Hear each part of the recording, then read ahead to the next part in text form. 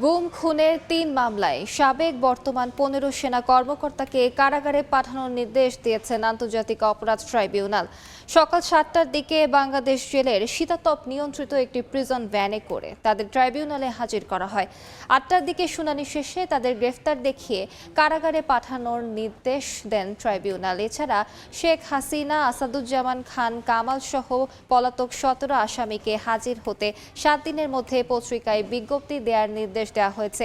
এদিন জামিন চেয়ে এবং ভার্চুয়ালি আদালতে হাজিরার নির্দেশনা চেয়ে দুটি আবেদন করেন ১৫ সামরিক কর্মকর্তার আইনজীবী, যার শুনানি হবে পরবর্তী ধার্য তারিখে।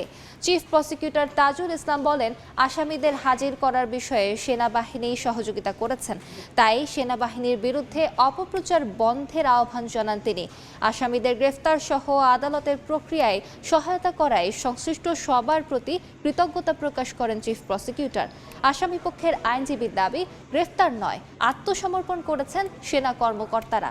আসামিরা নির্দোষ বলেও দাবি তার। পরে ট্রাইব্যুনাল থেকে আসামিদের সেনানিবাসের সাব জেলে নেওয়া হয়। সমস্ত বিতর্ক অবসান ঘটিয়ে তারা আইনের নিকট আত্মসমর্পণ করছে, এই ক্রেডিট তারা পাবে। এখানে অনেকে আছে, আপনারা ভবিষ্যতে জানবেন, যারা কোনোদিন কোনো অপরাধের সাথে জড়িত ছিল না, তারা কাউকে পিক আপও করে নাই এবং তাদের রিলিজ করার কোনো ক্ষমতা ছিল না। তাদেরকে কাস্টডিতে প্রেরণের নির্দেশ দেওয়া হয়েছে। কাস্টডিতে প্রেরণ মানে হচ্ছে কারা কর্তৃপক্ষের অধীনে তারা চলে যাবে। কারা কর্তৃপক্ষ তাদেরকে কোন কারাগারে রাখবেন সেটা তারাই নির্ধারণ। আইন শৃঙ্খলা রক্ষাকারী বাহিনী গ্রেপ্তার করে আজকে আদালতে উপস্থিত করেছে। কোনো আবেদনই আজকে দাখিল হয়নি। তারা মৌখিকভাবে আসামিদের সাথে কথা বলার বা প্রিভিলেজড কমিউনিকেশনের জন্য আবেদন করেছিলেন, আদালত সেটা মঞ্জুর করেছেন। রাষ্ট্রের বাহিনীগুলো আমাদের এই বিচার প্রক্রিয়াকে সমর্থন করা, তাকে স্মুথলি পরিচালনার ব্যাপারে যেটা করেছেন, এটা প্রসিকিউশনের পক্ষ থেকে আমরা সবাইকে, যারা এই প্রক্রিয়াকে সাহায্য করছেন, তাদের সবার প্রতি আমাদের কৃতজ্ঞতা জানাচ্ছি। আন্তর্জাতিক অপরাধ ট্রাইব্যুনালে আছেন সহকর্মী আফজাল হোসেন, সরাসরি যাচ্ছি তার কাছে। দর্শক দেখতে পাচ্ছেন যে ১৫ জন সাবেক বর্তমান সেনা কর্মকর্তাকে ট্রাইব্যুনালের হাজতখানা থেকে প্রিজন ভ্যানে ওঠানো হচ্ছে, সেই দৃশ্যই আপনারা এখন দেখতে পাচ্ছেন। আমরা যতটুকু জানতে পেরেছি যে এই দুটি গুমের মামলায় যাদের বিরুদ্ধে গ্রেফতারি পরোয়ানা ছিল, যাদেরকে আজকে গ্রেফতার দেখিয়ে কারাগারে নেওয়া হচ্ছে, এবং আমরা যতটুকু জানতে পেরেছি যে এই ১৫ জন সাবেক বর্তমান সেনা কর্মকর্তাকে সেনানিবাসে যে একটি ভবনকে সাময়িকভাবে কারাগার ঘোষণা করা হয়েছে সেইখানেই নিয়ে যাওয়া হবে। আর এখন তাদেরকে প্রিজন ভ্যানে তোলা হয়েছে, শীতাতপ নিয়ন্ত্রিত প্রিজন ভ্যান, যে প্রিজন ভ্যানে করেই সকাল ৭টার পরে আন্তর্জাতিক অপরাধ ট্রাইব্যুনালে এই ১৫ জন সামরিক কর্মকর্তাকে ট্রাইব্যুনালে হাজির করা হয়, এবং হাজির করার পরে এই দুটি গুমের মামলা এবং একটি জুলাই আগস্টের হত্যাযজ্ঞের মামলার শুনানি হয়, এবং শুনানির শেষে আজকে এই ১৫ জন সামরিক কর্মকর্তাকে ট্রাইব্যুনাল গ্রেফতার দেখিয়ে কারাগারে পাঠানোর নির্দেশ দেন। এবং মোট ৩টি মামলা, অর্থাৎ দুটি গুমের মামলা, আওয়ামী লীগের আমলে দুটি গুমের মামলা, আর একটি হচ্ছে জুলাই আগস্টের হত্যার মামলা। যেই মামলাটি হচ্ছে রামপুরা এবং বনশ্রী এলাকায় ২০১৪ সালের ১৯ জুলাই রামপুরা বনশ্রীতে বিজিবি সদস্য, যার ছবি আমরা দেখেছি, যে লেফটেন্যান্ট কর্নেল রেদওয়ানুল ইসলাম এবং আরেকজন বিজিবি সদস্য মুহুর্মুহু ছাত্র জনতার উপর গুলি করেছেন, সেই মামলায় সেনা দুই কর্মকর্তা, অর্থাৎ লেফটেন্যান্ট কর্নেল রেদওয়ানুল ইসলাম সহ দুইজন সেনা কর্মকর্তা এই মামলায়, অর্থাৎ এই ১৫ জনের মধ্যে এই দুজন সেনা কর্মকর্তাও রয়েছেন এই জুলাই আগস্টের হত্যাযজ্ঞের মামলায়। আর জুলাই আগস্টের হত্যাযজ্ঞের এক মামলা এবং গুমের ২ মামলা, মোট এই ৩ মামলায় ৩২ জনের বিরুদ্ধে আন্তর্জাতিক অপরাধ ট্রাইব্যুনাল গত ৮ অক্টোবর গ্রেফতারি পরোয়ানা জারি করেছিলেন। এর মধ্যে ১৫ জন সাবেক বর্তমান সেনা কর্মকর্তা, যাদেরকে ওই গ্রেফতারি পরোয়ানার জারির পরপরই সেনাবাহিনী হেফাজতে নিয়েছিলেন, এবং তারা এতদিন হেফাজতে ছিলেন। আজকে ২২ অক্টোবর এই মামলার ধার্য তারিখ ছিল, এবং এই ধার্য তারিখেই আমরা দেখেছি যে তাদেরকে বাংলাদেশ জেলের যে একটি প্রিজন ভ্যান শীতাতপ নিয়ন্ত্রিত, সকাল ৭টার পরে তাদেরকে ট্রাইব্যুনালে হাজির করা হয়, এবং হাজির করার পরে ৮টার দিকে শুনানি হয়, এবং শুনানির পরপরই মূলত তাদেরকে গুমের 2টি মামলা এবং মানবতা বিরোধী একটি মামলা, অর্থাৎ জুলাই আগস্টের মানবতা বিরোধী এক মামলায় তাদেরকে গ্রেফতার দেখিয়ে কারাগারে পাঠানোর দিন ধার্য করা হয়েছে, কারাগারে পাঠানোর নির্দেশ দেওয়া হয়েছে। গুমের 2 মামলার পরবর্তী শুনানির তারিখ ধার্য করা হয়েছে 20 নভেম্বর, আর জুলাই আগস্টের রামপুরায় 28 জনকে হত্যার মামলার পরবর্তী দিন ধার্য করা হয়েছে 5 নভেম্বর। আর 32 জন আসামির মধ্যে যেহেতু 15 জন আসামিকে আজকে কারাগারে পাঠালেন আন্তর্জাতিক অপরাধ ট্রাইব্যুনাল, বাকি আরও 17 জন আসামি রয়েছেন।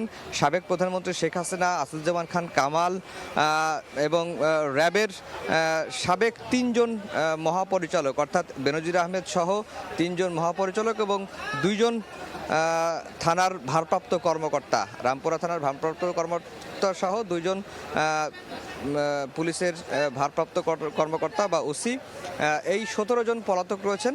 তাদেরকে হাজির হতে 7 দিনের মধ্যে আন্তর্জাতিক অপরাধ ট্রাইব্যুনালের আইন অনুযায়ী 2টি পত্রিকা, একটি বাংলা এবং একটি ইংরেজি পত্রিকায় বিজ্ঞপ্তি দেওয়ার নির্দেশ দিয়েছেন এবং যেটি আদালত বলেছেন যে এই সময়ের মধ্যে তারা হাজির না হলে তাদের অনুপস্থিতিতেই বিচার চলবে। আর যেটি বলে রাখে যে আজকের এই আদালতের প্রক্রিয়ার পরে chief prosecutor advocate Tajul Islam কথা বলেছেন।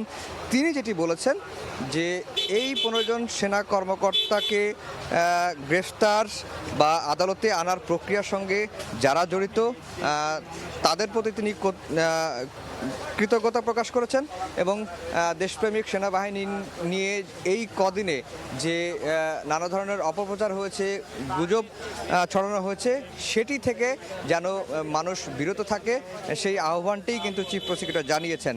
এবং চিফ প্রসিকিউটরকে প্রশ্ন করা হয়েছিল যে আসামিদেরকে কেন শীতাতপ নিয়ন্ত্রিত প্রিজন ভ্যানে ট্রাইব্যুনালে হাজির করা হলো, তখন এর জবাবে চিফ প্রসিকিউটর যেটি বলেছেন যে আসামিকে কিভাবে কারা কর্তৃপক্ষ বা গ্রেফতারকারী সংস্থা ট্রাইব্যুনালে হাজির করবেন সেটি আসলে তাদের সিদ্ধান্ত। এখানে ট্রাইব্যুনাল এবং ট্রাইব্যুনালের প্রসিকিউশনের কোনো কিছু বলার নাই। এবং আজকের এই বিচার প্রক্রিয়া বা শুনানির পরে 15 জন সামরিক কর্মকর্তার আইনজীবী ব্যারিস্টার সরওয়ার হোসেন কথা বলেছেন। তিনিও একসময় সামরিক কর্মকর্তা ছিলেন। তিনি যেটি বলেছেন যে তাদের যে এই 15 আসামিকে ট্রাইব্যুনালে হাজির করে গ্রেফতার দেখিয়ে কারাগারে পাঠানোর নির্দেশ দিয়েছেন, এই 15 জন আসামি আসলে নির্দোষ। তারা প্রকৃতভাবে গুম খুনের সঙ্গে জড়িত ছিলেন না। যারা প্রকৃতভাবে গুম খুনের সঙ্গে জড়িত ছিলেন যেই সামরিক কর্মকর্তারা, তারা দেশ থেকে এরই মধ্যে পালিয়ে গেছেন। যেহেতু এই 15 জন পালাননি, সে কারণে তারা নির্দোষ এবং তারা আইনের প্রতি শ্রদ্ধাশীল। তাদেরকে আজকে গ্রেফতারও করা হয়নি। তারা শুধুমাত্র আইনের প্রতি শ্রদ্ধাশীল হয়ে ট্রাইব্যুনালে এসে আত্মসমর্পণ করেছেন। অর্থাৎ 2টি বিষয়। চিফ প্রসিকিউটর বলছেন যে এই 15 জন সামরিক কর্মকর্তাকে গ্রেফতার করে ট্রাইব্যুনালে হাজির করা হয়েছে এবং আসামি পক্ষের আইনজীবী অর্থাৎ সামরিক কর্মকর্তাদের আইনজীবী যেটি বলছেন তাদেরকে গ্রেফতার করা হয়নি, তারা আত্মসমর্পণ করেছেন।